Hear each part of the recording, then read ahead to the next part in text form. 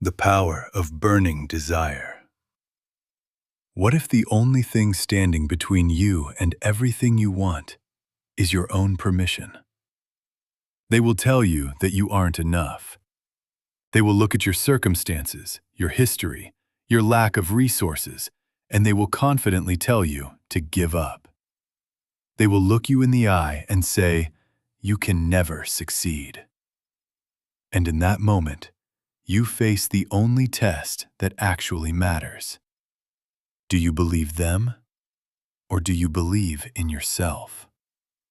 People talk about talent, they talk about connections, they talk about luck, but they ignore the most potent force in the universe.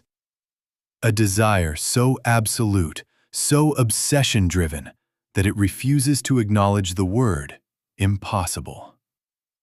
I have seen people standing on the precipice of death, told by experts that there was no hope, defy biology itself because they simply refused to accept the outcome. Their doctors saw medical charts. They saw their own survival. Who was right? The one who held the vision. This isn't just about survival. It's about every comeback story you have ever seen. It's about the people who lost their fortunes, their status, their security, and yet, from the ashes of defeat, built empires. What was their secret? It wasn't a trick.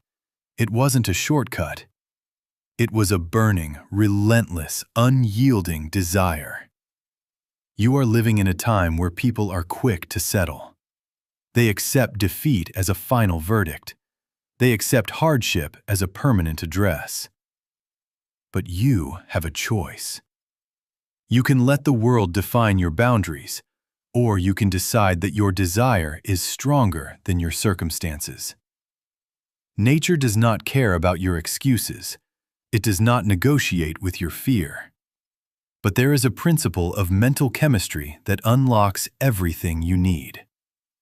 When your desire becomes an obsession, it stops being a wish and starts being a certainty. It becomes a gravitational pull that forces reality to bend to your will. So stop looking for permission. Stop waiting for the perfect conditions. The conditions will never be perfect. The timing will never be right. You are the architect of your own reality. If you want a different life, you must first create a different version of yourself, one that doesn't retreat when it gets hard. You possess the potential to rise from any low point. You have the power to overcome any obstacle that stands in your path.